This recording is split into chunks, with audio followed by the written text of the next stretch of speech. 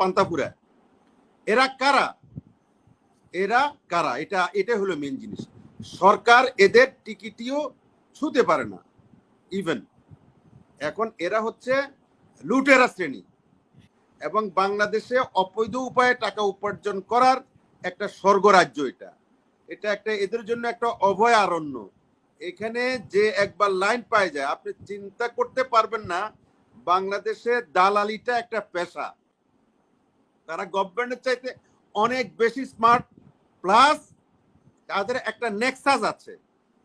আপনি মনে করেন না মানে বিভিন্ন আইন শৃঙ্খলা রক্ষাকারী বাহিনী এটার সাথে জড়িত না বা কি, তারা ডাইরেক্টলি ইনডাইরেক্টলি এসব রুই কাতল এসব রাঘব বোয়ালদেরকে লালন পালন করেন, যিনি সমাজে একটা ইনফ্লুয়েন্সিয়াল বড়লোক, কোটিপতি, এমপি, মন্ত্রী, এদের সাথে ছবি তোলা, অন্তরঙ্গ ছবি তুলিয়ে নিচে ক্যাপশন লিখে দিবে যে অমুক ভাইয়ের সাথে অন্তরঙ্গ মুহূর্তে।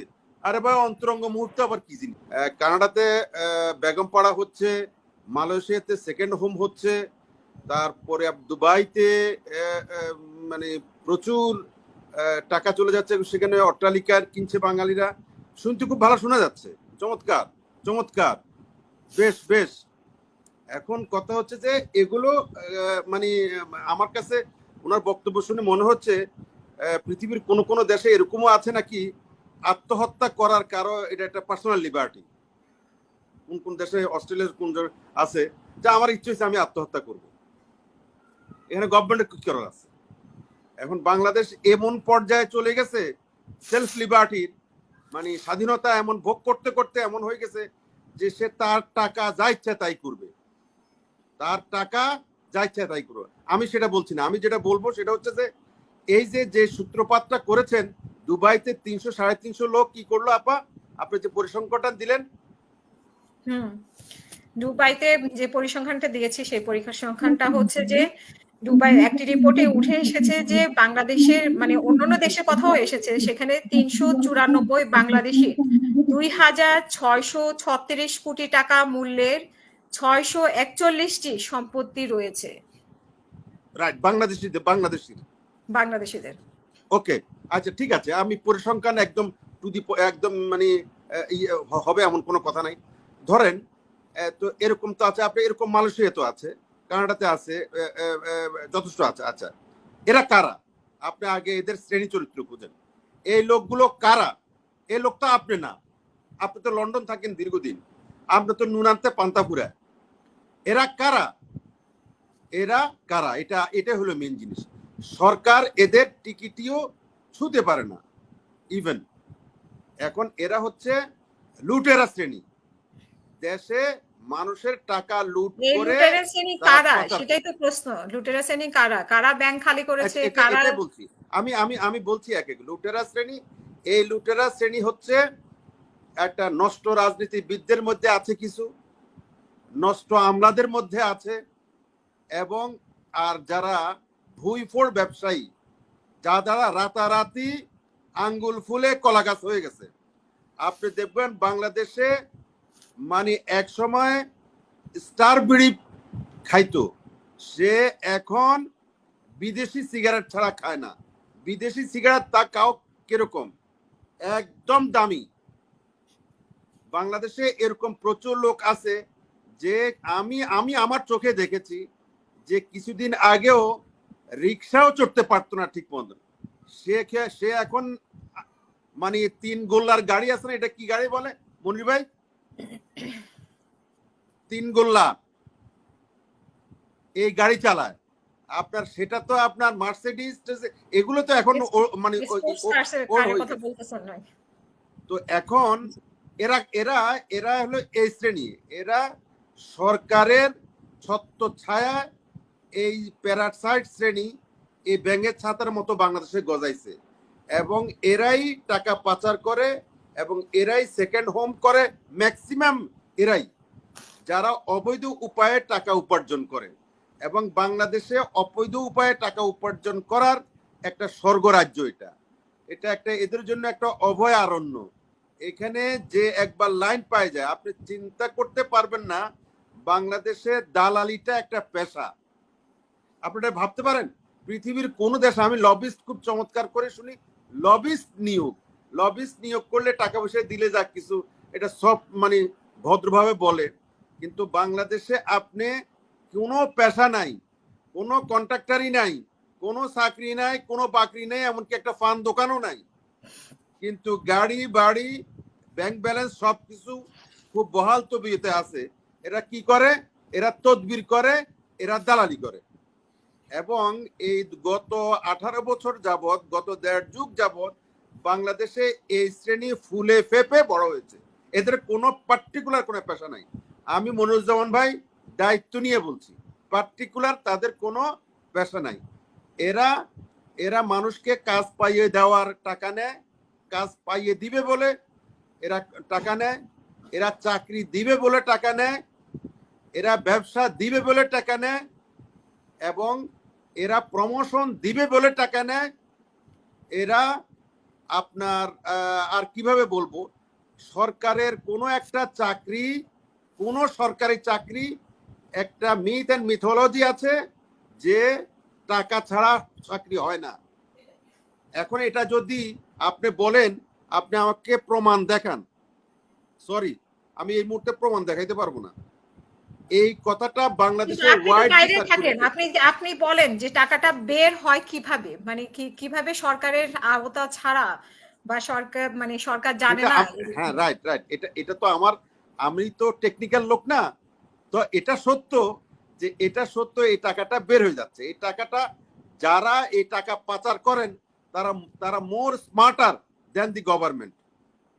তারা গভর্নমেন্টের চাইতে অনেক বেশি স্মার্ট, প্লাস তাদের একটা নেক্সাস আছে।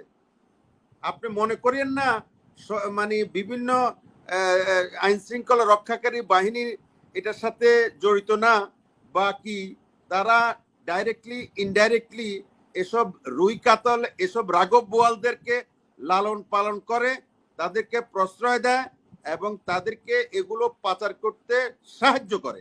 কারণ মানে এরা আর মাস্তুতু ভাই, একে অন্যকে চিনে, একে অন্যের স্বার্থ বুঝে। সবচেয়ে বড় কথা যেটা, এটা আগেও ছিল, আমি বলছি না যে এই সরকার, কিন্তু এই সরকার দীর্ঘদিন থাকার ফলে একটা স্ট্যান্ড স্টিল অবস্থায় বিরাজ করছে, একটা নীরবতা। এরা মনে করতেছে যে আমি যতই পুকুর চুরি করি না কেন, আমি যাই করি না কেন, আমার কিছুই হবে না, কারণ আমার সরকার বা আমার লাইক মাইন্ডেড সরকার ক্ষমতাতে। আমি যেভাবে হোক, তদবির করে হোক, আমি আলাপ আলোচনা করে হোক, যেহেতু আর সবকিছু দলীয় ছত্রছায়া হয়ে থাকে। বাংলাদেশে যত কেলেঙ্কারি, আপনাকে আমি দায়িত্ব নিয়ে বলছি, যত কেলেঙ্কারি, যত ব্যত্যয় এবং যত আইনের ব্যত্যয়, আইন অমান্য করেন ভাই, যাই বলেন, যত পুকুর চুরি, ডাকাতি, রাহাজানি, সমস্ত ম্যাক্সিমামই রাজনৈতিক ছত্রছায়া হয়ে থাকে। শুধু রাজনৈতিক বললে ভুল হবে, মানে রুলিং পার্টির ছত্রছায়া হয়ে থাকে। আইদার এরা রুলিং পার্টির সাথে ডাইরেক্ট জড়িত, নতুবা ইনডাইরেক্টলি জড়িত, নতুবা রুলিং পার্টির আবহাওয়ায় লালিত এবং পালিত। রুলিং পার্টির সাথে তাদের সখ্যতা আছে, বন্ধুত্ব আছে, এবং তারা তাদেরকে নাম ভাঙায়া চলে। অনেক ক্ষেত্রে এরা জানেও না হয়তো। আমি একটা কথা বলি, পৃথিবী, আপনি তো লন্ডনে থাকেন না, শেষ করছি, আপনি তো লন্ডনে থাকেন, পৃথিবীর কোন দেশে সেলফি তোলা এত কি খুবই লোভনীয়? আমি আমাদের দেশে সেলফি তোলা এবং ছবি তোলা, সেলিব্রিটিদের সাথে, সেলিব্রিটি বাদ দেন, যিনি সমাজে একটা ইনফ্লুয়েন্সিয়াল বড়লোক, কোটিপতি, এমপি, মন্ত্রী, এদের সাথে ছবি তোলা, অন্তরঙ্গ ছবি তুলিয়ে নিচে ক্যাপশন লিখে দিবে যে অমুক ভাইয়ের সাথে অন্তরঙ্গ মুহূর্তে। আরে ভাই, অন্তরঙ্গ মুহূর্ত আবার কি জিনিস? অন্তরঙ্গ মুহূর্ত থাকে মানে নিজের পরিবার পরিজনের সাথে না। এখন এগুলোর কারণটা, এগুলো হলো অসৎ উদ্দেশ্য। অসৎ উদ্দেশ্য কি? উনি যাকে ইয়ে করবে, চিট করবে, সে চিট করার লোককে বলবে যে দেখো আমার সাথে অমুক লোকের সম্পর্ক, আমার সাথে অমুক মন্ত্রীর সম্পর্ক, আমার সাথে অমুক এমপির সম্পর্ক, যারা চাকরি দিতে পারে। তখন মানুষ হিপনোটাইজ হয়, মানুষ বিভ্রান্ত হয়, বিভ্রান্ত হয়ে তার কাছ থেকে সুবিধা নেয়। এই যে এভাবে মানুষ গরিব হয়ে যাচ্ছে, তার টাকা কাটা যাচ্ছে, তার পকেট খালি হয়ে যাচ্ছে, আর এক শ্রেণীর লোক বড়লোক হচ্ছে, টাকার পাহাড় করছে, এবং সেই টাকা কোথায় রাখবে? কারণ অবৈধ টাকা, আপনাকে একটু শুনেন, কারণ অবৈধ টাকাটাও তার মধ্যে ভয় আছে। কোনো কারণে যদি গণেশ উল্টি যায়, কোনো কারণে যদি সরকার পল্টি লয়, তাইলে সেক্ষেত্রে এদের এই টাকা আম সারা সবই যাবে এবং নিজের নিজের জীবন নিয়ে তখন টানাটানি পড়বে। এই জন্য এই টাকা তারা বিদেশি নিরাপদ মনে করে। বাংলাদেশে কোটিপতির সংখ্যা শনয় শনয় বাড়তেছে, কিন্তু গরিবের সংখ্যা শনয় শনয় নামতেছে। মানে কি অদ্ভুত একটা বাংলাদেশের ইকোনমি। আপনার কোটিপতি বাড়তেছে আর একদম সর্বহারা হ্যাভনটস, যাদেরকে আমরা বলি হ্যাভনটস এর সংখ্যা একদম বাড়তেছে। এই দুইটা শ্রেণী বাড়তেছে। আমি ইকোনমিস্ট না, এখানে যদি ইকোনমিস্ট কেউ থাকে তারা বলতে পারবে এটা কিসের লক্ষণ। এটাই চলছে। এবং বাংলাদেশে এই দীর্ঘদিন একই সরকার ক্ষমতা থাকার ফলে এই অন্যায়, অবিচার, দুর্নীতি এগুলো প্রাতিষ্ঠানিক রূপ পেয়ে গেছে, প্রাতিষ্ঠানিক রূপ। এখন কেউ অন্যায়কে অন্যায় বলে না, এখন সবাই অন্যায়কে ন্যায় মনে করে।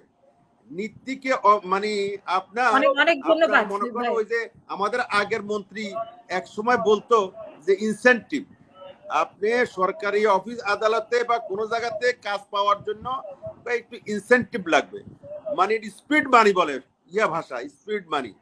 এই অবস্থা চলে গেছে। আপনার স্পিড মানি ছাড়া, ঘুষ ছাড়া, দুর্নীতি ছাড়া সরকারের কোনো দপ্তরে কাজ নাই, কোনো দপ্তর নেই। এখন এসব আমলারা, আপনি যে শুধু দোষ দিচ্ছেন কিছুর উপর, প্রচুর আমলা আছে যারা বিদেশে বাড়ি করতেছে, ছেলে মেয়ে বিদেশে পড়াচ্ছে, নিজের দেশে পড়াচ্ছে না। কিন্তু বাংলাদেশে কোনো বড় বড় আমলা, আমার কথা শেষ করি, কোন সচিবের ছেলে মেয়েরা বাংলাদেশে লেখাপড়া করে না, কোন জেনারেলদের ছেলে মেয়েরা, আমি মানে বলবো না যে সবাই, অনেকেই এই দেশে লেখাপড়া করে না। কোটিপতির ছেলে তো পড়ে। আজকাল এমন অবস্থা হয়েছে যে সাধারণভাবে কিছু দালালি ফালালি করে মানে টাকা পয়সা হয়েছে, তার ছেলে মেয়েকে সে লিখে বিদেশে পড়াশোনা করা। এটার কারণটা কি জানেন? এটার কারণটা হচ্ছে এখানে ইনস্টেবিলিটি, এখানে ইনসিকিউরিটি। আমাদের দেশে যতই উন্নতি হচ্ছে, এই উন্নতি হচ্ছে আপনার তাসের ঘরের মতো।